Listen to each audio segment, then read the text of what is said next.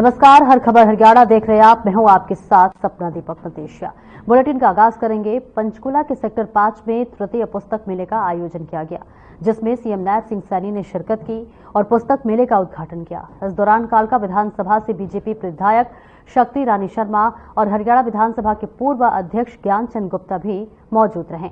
CM Nayab Singh Saini ने पुस्तक मेले में स्टॉल्स का निरीक्षण किया और साथ ही कहा कि सभी विभागों को बधाई देना चाहता हूं, जिनके तत्वाधान में इस पुस्तक मेले का आयोजन किया गया। वहीं सीएम सैनी ने कहा कि लोग पुस्तक मेले में आते हैं और हजारों लोग इससे लाभ लेते हैं। सबसे ज्यादा जानकारी हमें किताबों से मिलती है और इसी के साथ सीएम नायब सिंह सैनी ने युवाओं को पुस्तक मेले के लिए आमंत्रित भी किया।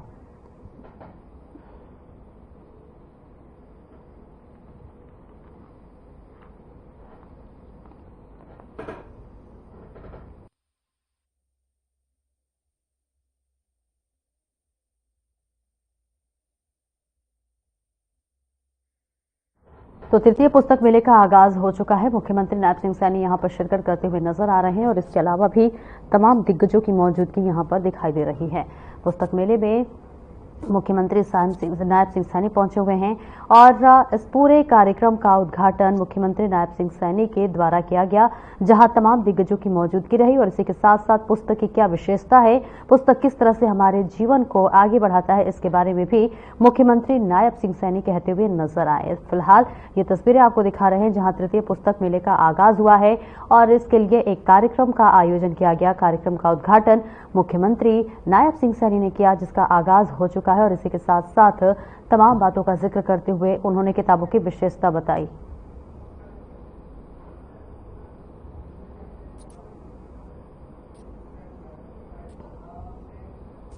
और पंचकुला पहुंचे सीएम नायब सिंह सैनी का पराली प्रबंधन को लेकर बयान सामने आया है। उन्होंने कहा कि खुद सुप्रीम कोर्ट ने हरियाणा में पराली प्रबंधन की प्रशंसा की और इसी के साथ उन्होंने पराली माले को लेकर पंजाब सरकार पर भी निशाना साधा। साथ ही सीएम ने विधानसभा सत्र को लेकर कहा कि त्योहारों के चलते विधानसभा सत्र की तारीख तय नहीं की जा रही थी, जल्द ही विधानसभा की तारीख सबके सामने होगी। कोर्ट ने हरियाणा के पराली प्रबंधन को लेकर के प्रशंसा भी की है, ये हमारे लिए गर्व की बात है और हम आगे भी उस पराली प्रबंधन को लेकर के उसके व्यवस्था कर रहे हैं। अगर कहीं कोई दिक्कत आती है, हमने अधिकारियों को अभी कहा भी है बैठ करके कि आप अगर कहीं हमें जो किसानों को हमने कुछ इंस्ट्रूमेंट उपलब्ध कराने हैं, बेलर है, रिपर है, उसके ऊपर अगर सब्सिडी देने की बात है तो हम और देंगे, कोई ऐसा विषय नहीं है, परंतु उस व्यवस्था को हम ठीक करेंगे। व्यवस्था अगर कोई ठीक होती है और धीरे धीरे होती है, एकदम ठीक नहीं होती, परंतु पंजाब के अंदर तो अव्यवस्था है, सारा का सारा व्यवस्थित कुछ नहीं है। विधानसभा सत्र है, जल्दी ही हम विधानसभा सत्र बुलाएंगे, क्योंकि ये पर्व चल रहे थे और पर्वों के कारण सभी विधायकों ने कहा था, तो हमने माननीय राज्यपाल महोदय को कहा है और जिस दिन भी वो डेट दी। और चंडीगढ़ में मुख्य सचिव विवेक जोशी ने सीएम नायब सिंह सैनी से मुलाकात की। मुख्य सचिव कार्यभार संभालते ही सीएम सैनी से मिले। दोनों के बीच योजनाओं समेत कई मुद्दों को लेकर चर्चा की गई। इस मौके पर सीएम सैनी ने मुख्य सचिव विवेक जोशी को नई जिम्मेदारी के लिए शुभकामनाएं दी।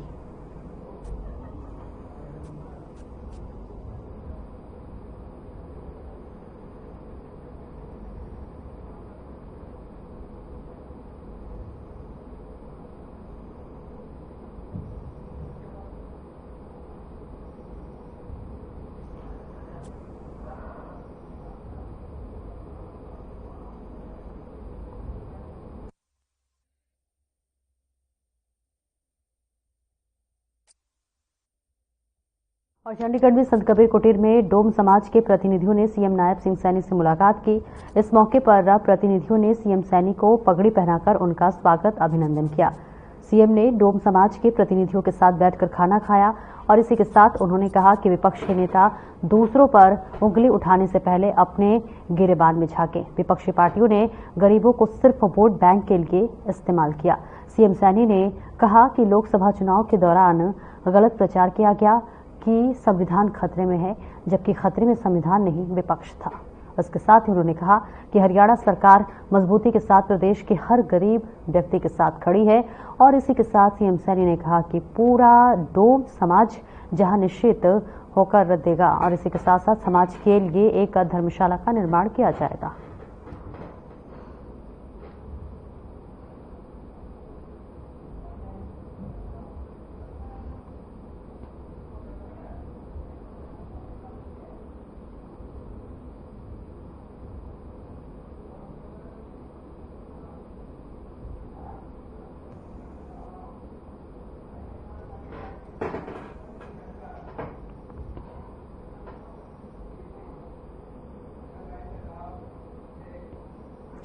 हरियाणा के कैबिनेट मंत्री कृष्ण कुमार बेदी का बयान सामने आया है। उन्होंने कहा कि वर्गीकरण का मुद्दा राज्य सरकार के फैसलों में आ सकता है। मुख्यमंत्री इस मामले को पहले कैबिनेट में लेकर आए थे, लेकिन अचानक चुनाव और आचार संहिता लागू होने के कारण आचरण यह अधूरा रह गया। मुख्यमंत्री ने निर्णय लिया है कि यदि उनकी सरकार हरियाणा में सत्ता में लौटती है तो इस मुद्दे को पहली कैबिनेट बैठक में और पहले हस्ताक्षर के साथ लागू किया जाएगा। उन्होंने कहा कि प्रदेश सरकार जो निर्णय ले तो ये वर्गीकरण देने की बात हो सकती है। माने मुख्यमंत्री जी ने उस समय भी कैबिनेट के अंदर ये बात लेकर आए थे, परंतु अचानक कोड ऑफ कंडक्ट लगने से वो विषय बीच में रह गया था। परंतु चुनाव के दौरान माने मुख्यमंत्री जी ने तय किया था कि यदि तीसरी बार हमारी हरियाणा प्रदेश में सरकार बनी तो पहली ही कैबिनेट में और पहली ही कलम से हम इस विषय को इम्प्लीमेंट करने का काम करेंगे। और जब हमारी 18 तारीख को पहली कैबिनेट की मीटिंग हुई, 18 या 19 को 18 को पहली कैबिनेट की मीटिंग हुई तो पहली ही कैबिनेट के अंदर माननीय मुख्यमंत्री जी ने उस एक सूत्रीय एजेंडे के ऊपर मोहर लगाकर गोला चेका में घर में रखे 2 सिलेंडरों में ब्लास्ट हो गया। धमाके से घर पूरी तरह से तहस नहस हो गया। मलबे के नीचे दबने से 2 लड़कियों की मौत हो गई, जबकि परिवार के 2 सदस्य गंभीर रूप से घायल हो गए हैं। घायलों को गोला के सरकारी अस्पताल में भर्ती कराया गया है। घटना सुबह करीब 4 बजे की बताई जा रही है।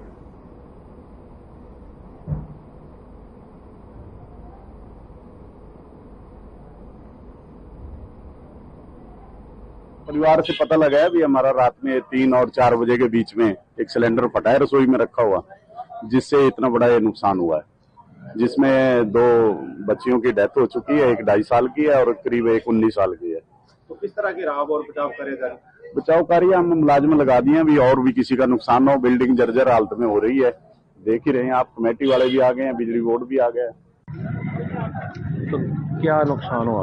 ये सिलेंडर फट गया। सिलेंडर फटने की वजह से बिल्डिंग पूरी गिर गई और हमारे 2 बच्चे पूरे हो गए। एक हमारी पोती थी 7 साल की, एक हमारी भाई की लड़की थी वो 15-16 साल की थी, और एक बेटे की बहू पे टांगों पे चोट लगी है और एक बाप भी हमारी उसके भी टांगों पे भाई के चोट लगी। क्या प्रशासन मौके पर पहुंच गया था? आप प्रशासन पुलिस वाले आए थे, वो नाम लिख के ले गए। तो कहाँ घायलों को दाखिल कराया गया?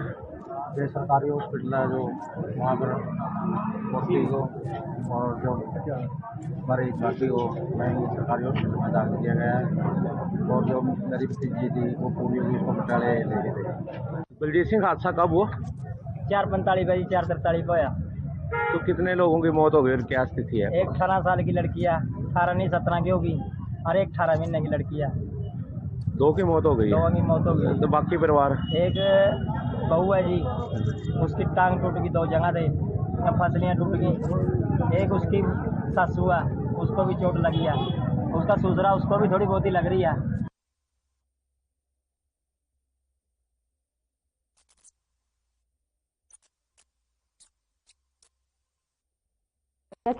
हडोली ने अनोखी पहल की है। गांव में एक महापंचायत हुई, जब इस महापंचायत में सैकड़ों लोगों ने भाग लिया और गांव के लोगों ने धार्मिक स्थल पर शपथ ली है कि गांव एकजुट होकर नशा बेचने वालों को पकड़वाया।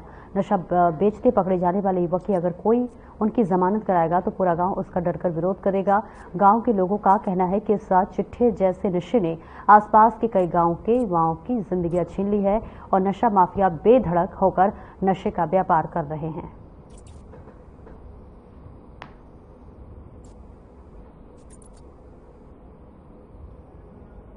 तो देखिए, रतिया से तस्वीरें दिखा रहे हैं जहां पर अब एक लगातार नशे के खिलाफ ग्रामीणों की जंग जारी है। एक अनोखी पहल देखने को मिली है और अब जो है लगातार धमकी दिया जा रहा है, चेतावनी दी जा रही है कि जो भी नशे बेचने वाले हैं उनको छोड़ा नहीं जाएगा।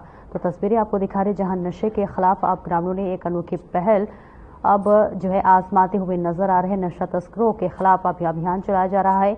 एकजुट होकर अब सभी नशे के खिलाफ आवाज उठाते हुए गांव वाले नजर आ रहे हैं। अब देखिए ये तस्वीरें आपको दिखा रहे हैं जहां पर गांव के तमाम लोगों की मौजूदगी देखी जा रही है और सभी एक साथ एकजुट होकर जो है नशे के खिलाफ आह्वान करते हुए नजर आ रहे हैं। और इसी के साथ साथ जो नशाखोर है, जो नशा बेचने वाले हैं, अब उनकी खैर नहीं है, इसके लिए चेतावनी देते हुए गांव वाले नजर आ रहे हैं। तो नशे के खिलाफ लगातार ग्रामीणों में आक्रोश है, गुस्सा है और अब वो देखने को मिल रही है जहां पर तमाम ग्रामीण एक साथ इकट्ठा होकर नशे के खिलाफ अब आवाज अपनी मुखर करते हुए नजर आ रहे हैं।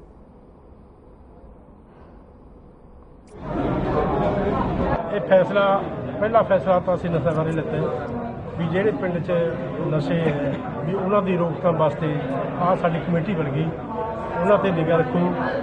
ਬਾਕੀ ਹੋਰ ਵੀ ਜਿਹੜੇ ਇੱਕ ਦੋ ਫੈਸਲੇ ਹੋਰ ਦਿੱਤੇ ਗਏ ਨੇ ਵੀ ਪਿੰਡ ਦੇ ਹਿੱਤ ਵਾਸਤੇ ਇਹ ਕਮੇਟੀ ਕੰਮ ਕਰੂਗੀ। ਜਿਸ ਤਰ੍ਹਾਂ ਖੇਲਰ ਬਣਾ ਦੇਣਾ ਜਾਂ ਕੋਈ ਹੋਰ ਹੈ ਪਿੰਡ ਦੇ ਛੋਟੇ ਮੋਟੇ ਕੰਮ ਕਰ ਰਹੀ ਹੈ, ਇਹ ਕਮੇਟੀ ਪੰਚਾਇਤ ਦੇ ਨਾਲ एक सर देखा जाए जिवें मारपीट दी घटना आ रही हैं पिंड च सीसीटीवी जो सख्त एक्शन लिया जाऊगा पंचायत वालों? हाँ जी, जो अगे वास्ते कोई इस तरह का किया कराया जाऊगा, बाहरों आके कोई मारपीट करते हैं। ਉਹ ਫੈਸਲਾ ਲਿੱਤਾ ਜਿਹੜੇ ਮੁੰਡੇ ਦਾ ਕਤਲ ਹੋਇਆ, ਹਾਂਜੀ, ਉਹਨਾਂ ਜਿਨ੍ਹਾਂ ਨੇ ਕਤਲ ਕਰਿਆ ਉਹਦਾ ਪਿੰਡ ਚੋਂ ਬਾਈਕਾਟ ਕਰਿਆ ਸਾਰੀ ਪੰਚਾਇਤ ਨੇ। ਠੀਕ ਆ, ਉਹਦਾ ਬਾਈਕਾਟ ਕਰਤਾ। ਇੱਕ ਨਸ਼ਿਆਂ ਦੇ ਮੁੱਦੇ ਬਾਰੇ ਵੀ ਜਿਹੜੇ ਪਿੰਡ 'ਚ ਨਸ਼ੇ ਵੇਚਦੇ ਆ ਉਹਨਾਂ ਨੂੰ ਫੜ ਕੇ ਪੁਲਿਸ ਦੇ ਹਵਾਲੇ ਕਰਨਾ ਜਾਂ ਪਿੰਡ 'ਚ ਉਹਨਾਂ ਦਾ ਵੀ ਬਾਈਕਾਟ ਕਰਨਾ। ਜਿਹੜੇ ਆ ਕੇ ਬਾਹਰੋਂ ਲੜਦੇ ਆ ਮੁੰਡੇ ਉਰੋਂ ਬੁਲਾ ਲੈਂਦਾ ਕੋਈ ਨਾਗ ਤੋਂ ਕੋਈ ਕੁੰਬਰ ਤੋਂ ਆ ਕੇ ਬੇਗੁਨਾਹਾਂ ਦੇ ਕਈਆਂ ਦੇ ਸੱਟਾਂ ਮਾਰ ਗਏ, ਉਹਨਾਂ ਦਾ ਬਾਈਕਾਟ ਕੀਤਾ। ਸਖਤ ਕਾਰਵਾਈ ਵੀ ਕੀਤੀ ਜਾਊਗੀ ਅੱਗੇ ਦਾ ਕੰਮ ਤੇ ਪਿੰਡ ਵਾਲਿਆਂ ਤੇ ਜਿਹੜਾ ਬੁਲਾਊਗਾ ਤੇ ਜਿਹੜੇ ਬਾਹਰੋਂ ਆਉਣਗੇ ਉਹਨਾਂ ਦੇ ਸਖਤ ਕਾਰਵਾਈ ਕੀਤੀ। ਇਹ ਲੈ ਗਏ ਹੈ ਵੀ ਨਸ਼ਿਆਂ ਬਾਰੇ ਅੱਜ ਕੱਲ੍ਹ ਦੀ ਪਨੀਰੀ ਹੈ, ਜੋ ਬੱਚੇ ਨੇ ਨਸ਼ੇ ਲਾਉਣ ਲੱਗ ਰਹੇ ਹੈ, ਨਸ਼ਾ ਜ਼ਿਆਦਾ ਪਿੰਡ ਦੇ ਵਿੱਚ ਹੋ ਗਿਆ ਹੈ। ਕਿੰਨੀਆਂ ਘਟਨਾ ਹੋ ਗਈਆਂ, ਆਪਣੇ ਬੱਚੇ ਕਿੰਨੇ ਛੋਟੇ ਛੋਟੇ ਮਰ ਗਏ ਹੈ। ਜੇ ਅੱਜ ਇਹ ਨਾ ਸੰਭਾਲਾਂਗੇ ਆਪਾਂ ਤੇ ਕੱਲ੍ਹ ਨੂੰ ਕੀ ਹਾਲਾਤ ਹੋਣਗੇ ਪਿੰਡ ਦੇ। ਤਾਂ ਮੰਨ ਲਓ ਨਸ਼ੇ ਬਹੁਤ ਜ਼ਿਆਦਾ ਹੋ ਗਏ, ਬਾਹਰੋਂ ਆਉਂਦੇ ਹੈ, ਲਗਾੜੇ ਆਉਂਦੇ ਹੈ, ਕੁੱਟਮਾਰ ਕਰਦੇ ਹੈ ਵੀ ਹੁਣ ਕਿੰਨੀਆਂ ਮੰਨ ਲਓ ਕਿ ਅੱਜ ਪਿੰਡ ਦਾ ਪੂਰਾ ਏਕਾ ਦੇਖਣ ਨੂੰ ਮਿਲ ਰਿਹਾਗਾ। ਬਹੁਤ ਸਾਰੇ ਪਿੰਡ ਇਕੱਠਾ ਹੋਇਆ ਸੀਗਾ ਕਿ ਜਿਹੜੇ ਬਾਹਰੋਂ ਆਉਂਦੇ ਨੇ ਉਹਨਾਂ ਦੀ ਸਖਤ ਕਾਰਵਾਈ ਪਿੰਡ ਵਿੱਚ ਸਖਤ ਕਾਰਵਾਈ ਹੋਣੀ ਚਾਹੀਦੀ ਹੈ। ਅੱਜ ਗੁਰਦੁਆਰਾ ਸਾਹਿਬ ਵਿੱਚ ਸਾਰੇ ਪਿੰਡ ਦੀ ਤਰਫੋਂ ਸਾਰੀਆਂ ਬਰਾਦਰੀਆਂ ਦੇ ਹਰ ਪਰਿਵਾਰ ਤੋਂ ਇੱਕ ਮੈਂਬਰ ਬੁਲਾਇਆ ਗਿਆ ਹੈਗਾ। ਅੱਜ ਇੱਕ ਤਾਂ 2 ਦਿਨ ਪਹਿਲੇ ਦੀਵਾਲੀ ਵਾਲੇ ਦਿਨ ਸਾਡੇ ਪਿੰਡ ਦੇ ਵਿੱਚ ਇੱਥੇ ਇੱਕ ਮਾਸੂਮ ਬੱਚੇ ਦਾ ਕਤਲ ਕਰਤਾ ਗਿਆ। ਬਹੁਤ ਹੀ ਮੰਦਭਾਗੀ ਘਟਨਾ ਹੈ ਜਿਹਦੀ 4 ਚਪੇੜ ਨਿੰਦਾ ਹੋ ਰਹੀ ਹੈ। ਔਰ ਦੂਸਰਾ ਹੈ ਇੱਕ ਨਸ਼ੇ ਦੇ ਵਾਸਤੇ ਮੁੱਦਾ ਇਹ ਹੈ ਕਿ ਜਿਹੜੇ ਇੱਥੇ ਗੋਲੀਆਂ ਖਾ ਕੇ ਵਿਹਲੇ ਬੱਚੇ ਘੁੰਮਦੇ ਰਹਿੰਦੇ ਨੇ, ਇੱਕ ਤਾਂ ਉਹਨਾਂ ਵਾਸਤੇ ਸਿਸਟਮ ਹੈ ਕੋਈ ਕਿਸੇ ਪ੍ਰਕਾਰ ਦਾ ਨਸ਼ਾ, ਕੋਈ ਕਿਸੇ ਪ੍ਰਕਾਰ ਦਾ ਨਸ਼ਾ ਕਰਕੇ ਤੇ ਬੇਸੁਦਾ ਵਾਂਗੂ ਕਈ ਹੋਏ ਰਹਿੰਦੇ ਨੇ ਛੋਟੀ ਉਮਰ ਦੇ ਬੱਚੇ। ਇੱਕ ਇੱਥੇ ਕਈ ਗੈਂਗ ਬਣਦੇ ਨੇ, ਉਹਨਾਂ ਕੋਲੇ ਬੰਦੇ ਨੇ ਬਾਹਰੋਂ ਨਸ਼ੇੜੀ ਆਦਮੀ ਆ ਕੇ ਇੱਥੇ ਉਹ ਥੋੜਾ ਜਿਹਾ ਖਰਚ ਕਰਦੇ ਨੇ, ਆ ਕੇ ਕਿਸੇ ਨਾ ਕਿਸੇ ਦੇ ਘਰ ਤੇ ਹਮਲਾ ਬੋਲ ਦਿੰਦੇ ਆ ਜਾਂ ਚੌਂਕ 'ਚ ਵੀਡੀਓ ਪਾਉਂਦੇ ਆ, ਵੀਡੀਓ ਪਾ ਕੇ ਫਿਰ ਲੜਾਈ ਕਰ ਦਿੰਦੇ ਜਾਂ ਬੱਸ ਸਟੈਂਡ ਤੇ 5-7 ਵਾਰੀ ਲੜਾਈ ਕਰ ਲਈ। ਜਿਹੜੇ ਬਾਹਰੋਂ ਬੰਦੇ ਆਉਂਦੇ ਆ ਪਹਿਲੇ ਦੀ ਗੱਲ ਤਾਂ ਉਹ ਸੱਜਣ ਵਾਲੇ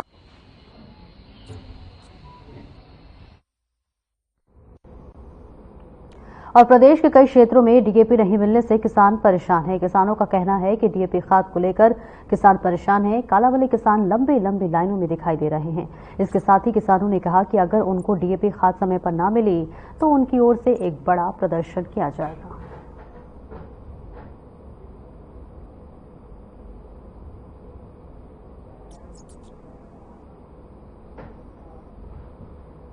पूरी दिक्कत है जी, दिन रात इत्थे पे हैं, अजे कोई साडी बिजाई नहीं हुई। रे का बुरा हाल है। जो वितरण हो रहा है रे का सही प्रकार से हो रहा है या नहीं? ਇਹਦੇ ਨਾਲ ਕੀ ਬਣੂਗਾ ਜੀ? 2-2 ਗੱਟੇ ਦਿੰਦੇ ਆ, ਉਹ ਵੀ ਲਾਲੋ ਸਾਹਿਬ ਹੁਣ ਤੋਂ ਇੱਥੇ 1000 ਕਿਸਾਨ ਖੜਾ, ਗੱਟਾ ਪਤਾ ਨਹੀਂ 500 ਪਹੁੰਚਿਆ ਕਿ 400 ਪਹੁੰਚਿਆ, ਉਹ 100-200 ਦੇ ਪੱਲੇ ਪਊਗਾ 2-2 ਗੱਟਿਆਂ ਦੇ ਨਾਲ। ਬਹੁਤ ਵੱਡੀ ਦਿੱਕਤ ਆਈ ਪਈ ਹੈ ਜੀ। क्या मांग करेंगे सरकार? ਸਾਡੀ ਮੰਗ ਇਹ ਹੈ ਮੁੱਖ ਮੰਤਰੀ ਸਾਹਿਬ ਨੂੰ ਸਾਡੀ ਬਿਜਾਈ टाइम नाल बोली जाए तो DAP की सानू पूरी किल्लत है जी। किसान जथेबंदी है आदि को मांग सानू जथेबंदियां तो असीं की लैणे, साडी तो किसानां दी आपदी दिक्कत पूरी करो, साडियां कोऑपरेटिव सोसाइटियां च पिंड पिंड भेजो। दिक्कत आ रही है बीज दे मिलने दी, सानू हफ्ता हो गया लैना ते लग्या नूं, ते जदों असीं लैण आउंदे DAP सानू आउंदिਆਂ ਨੂੰ ਕਹਿੰਦੇ 10-20 ਬੰਦਿਆਂ ਨੂੰ ਦੇ ਕੇ ਕਹਿੰਦੇ DAP ਮੁੱਕ गई। पहली गल तो ये होती है, फिर उसके बाद मतलब लैना च लगे पे असीं, साडा बुरा हाल है, रेह मिल नहीं रही। सारी जो रेह है वो आउंदी ज्यादा रेह आउंदी है, जिवें ला लो 500 घंटा आ गया। DAP 3 वजे खड़दे रात ਨੂੰ ਸੌਂਦੇ ਨਹੀਂ ਗਏ, ਜਾ ਕੇ ਲੈਣ ਚ ਲੱਗਾ ਇੱਥੇ ਕੋਈ ਫੋਨ ਨਹੀਂ ਪੈਂਦਾ। ਜੇ ਪਿੰਡਾਂ ਜਾਣ 2-2 ਟਰੱਕ ਆ ਸਾਡੇ ਪ੍ਰਧਾਨ ਬਣ ਕੱਟੇ ਮਿਲ ਜਾਣ, ਕਿਸਾਨ ਕੋਈ ਫਾਇਦਾ ਵੀ ਹੋ ਜੀ। ਪਰੇਸ਼ਾਨ ਹੋ ਰਹੇ सही प्रकार से ਹਾਂ, ਖੇਤ ਦਾ ਕੰਮ ਛੱਡਣ ਦਾ ਦਿਹਾੜੀ ਲੱਗ ਗਈ ਸਾਡੀ ਇੱਥੇ ਦੇ ਖਰਚਾ ਪੂਰੀ ਆ ਰਹੀ DAP ਜੀ। ਇਹ ਨਾ ਦਿਹਾੜੀ ਜਿਹੜਾ ਬੁਣਾ ਬੱਟੇ ਹੋ ਰਿਹਾ ਜ਼ਿਮੀਦਾਰ ਦੇ ਦੇ ਰਹੇ ਪਿੰਡਾਂ ਦੇ ਰੇਹ ਭੇਜੀ ਜਾਵੇ, ਹਰੇਕ ਪਿੰਡ ਚ ਰੇਹ ਭੇਜੀ ਜਾਵੇ, 2-2 ਤੱਕ ਨੂੰ ਤੇ 6 ਨਾਲ ਰੇਹ ਦਿੱਤੀ ਜਾਵੇ। कणक की बजाई उत्ते आ रही है, टैंकर होगा नंबर 4 हो गया, कणक बहुत लेट हो रही है। दिक्कत सगड़ी है जी। DAP अब तो कटा गया है, अब हमारे गांव में पड़ा 20 किलोमीटर, अब ले जावा क्या पर गटा अठू कड़ा ले जावा पिंड का माँ आप है तो बजा के मोटा पर बैठ के घरी बैठ जा।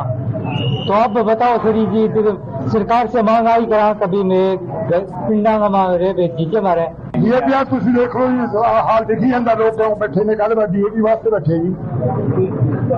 तो जो DAP पे वितरण हो रहा है क्या वो सही प्रकार से हो रहा है? ये दफ्तर 9 बजे खुलता है, अब टाइम देखो कितना हो गया, अब तक शुरू नहीं किया उन्होंने। तो क्या मांग करोगे सरकार से? हमें DAP चाहिए, हमें टाइम सिर्फ बिजाई हो जाएगी, वो ठीक हो जाएगा। वो देखे को हम पहला वीडियो सारा मैं 5 बजे 2 बार देखे, मैंने कोई गत्ता भी नहीं मिला। 5-6 दिन आगे पढ़ाई करते मैंने कोई गत्ता नहीं मिलता, घरे हो गया हवा पाई जाता बुढ़िया कोई गल जाना कोई मेरे करे। तो एक बंदा लिया के रोज 3-4 गट्टे लै जाता, वो बंदे एक गट्टा भी नहीं मिले। एक बंदे ने 2 गट्टे मिल जाएंगे, सब गल मैंने ये दिक्कत है। कणक भी खड़े हैं, क्या मांग करोगे सरकार से? सरकार से जाके समय मत जैसे रे पे जल्दी DAP वितरण हो रहा है सही प्रकार से हो रहा है? नहीं हो रहा, नहीं सही हो रहा है।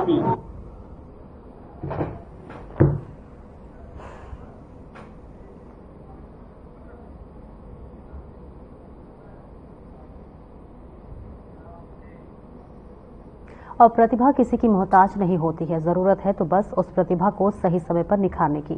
गांव में भी बहुत सी ऐसी प्रतिभाएं छिपी हुई हैं जिन्हें जरूरत है तो बस सही समय से तराशने की, उसे सही मार्गदर्शन देने की। सही मार्गदर्शन मिलने पर कोई भी बच्चा बड़ा मुकाम हासिल कर सकता है। ऐसे ही एक प्रतिभा को यमुना पब्लिक स्कूल कलसौरा के चेयरमैन रणबीर गोयल ने सही मार्गदर्शन दिया, जहां पर गांव के एक मध्यम परिवार की लड़की ने जज की परीक्षा पास की और राजस्थान कैडर में जज के रूप में चयनित हुई है। नवनियुक्त जज बरसा देवी के इस उपलब्धि पर पूरे गांव व हलके को गर्व है।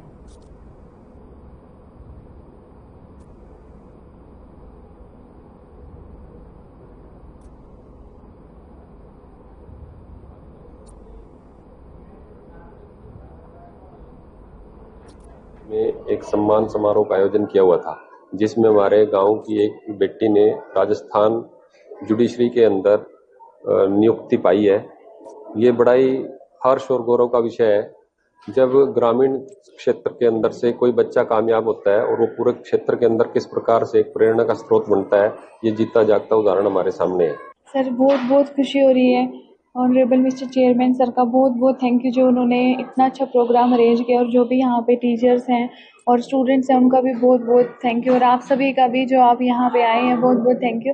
और बहुत अच्छा लगता है कि जब हमारे टीचर्स जिन्होंने हमें पढ़ाया है वही हमें सम्मानित करते हैं, तो अंदर से बहुत ज़्यादा खुशी आती है मन में कि कभी एक सपना था जो सोचा था आज वो सच हो गया, और टीचर्स इतना सम्मान दे रहे हैं, टीचर्स का इतना सपोर्ट रहा है और प्यार रहा है, तो सर बहुत अच्छा लग रहा है। मैं कहना चाहूँगी जी, मतलब मेरी बेटी ने बहुत बड़ा काम करा, रात दिन मेहनत करती थी, बहुत ही मतलब मेरी सारे दुख दूर कर दिए, मतलब गर्व से मेरा सिर ऊंचा कर दिया। बहुत ज्यादा मेरी सारी इच्छा पूरी हो गई। ऐसा लगा जना मेरे सारे दुख दूर हो गए। बहुत अच्छा काम करा मेरी बेटी ने, मेरा सपना पूरा कर दिया। जो मैं नहीं कर पाई तो मेरी बेटी ना करा। जब हमें पता चला वो हमारा बहुत ज़्यादा प्राउड मोमेंट था। और मेरी बहन मेरा बहुत बड़ा सपोर्ट सिस्टम है। हमेशा इन्होंने LLB जब मैंने की, इन्होंने LLB में भी मेरा बहुत ज़्यादा साथ दिया। और नॉन मेडिकल भी की थी मैंने। नॉन मेडिकल के बाद मैंने स्ट्रीम चेंज की, अपनी लॉ की फील्ड में गई। वो भी इन्हीं का ही सपोर्ट था उसमें भी। और मेरी मम्मी ने भी कभी भी मना नहीं किया। और ये भी बहुत अच्छे से मेरा सपोर्ट करती थी, मेरी बहन भी। और इनका बहुत बड़ा सपोर्ट सिस्टम है। और अब तो इन्होंने इतना बड़ा काम कर दिया, तो ये मोटिवेशन भी है हमारे लिए। Thank you. तो आप क्या बनना चाहते हैं, आपका क्या लक्ष्य है? मैं तो भी LLB कर रही हूँ, तो जुडिशरी। अपने गांव से कलसोरा से एक लड़की जज बनी है और आपके माध्यम से उसको इस प्रकार की जो प्रसिद्धि मिल रही है, मैं आपका भी उस लड़की का तो सौभाग्य है ही, हमारा भी सौभाग्य है जो आपके माध्यम से इस प्रकार की जो बात जनता के बीच में जा रही है। और वो लड़की जो जज बनी है हमारे स्कूल देई Yamuna public senior secondary school Kalsora से, नर्सरी से लेकर +2 तक उस गुड़िया ने यहीं से पढ़ाई की है। और साथ साथ अव्वल आकर के यानी प्रत्येक क्लास के अंदर उन्होंने हमेशा मेरिट में रही वो लड़की।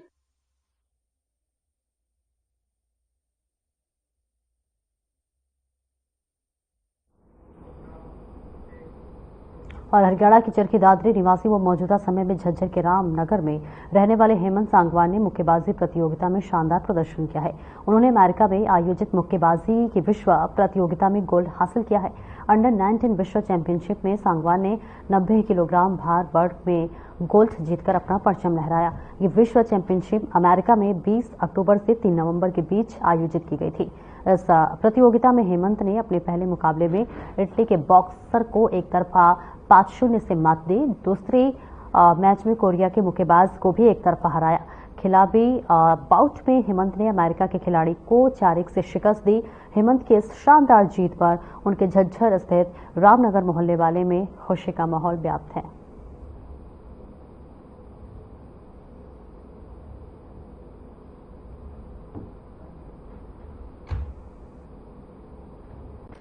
हम हेमंत की उपलब्धियों से बहुत खुश हैं और ये सभी की इच्छा है, सभी पड़ोसी होने के नाते हमारी, कि आगे भी वो बहुत अच्छा करे और ओलंपिक में गोल्ड मेडल लेके आए। जब आपको इस बात का पता चला हेमंत के, तो उसका कैसा महसूस किया आप लोगों ने?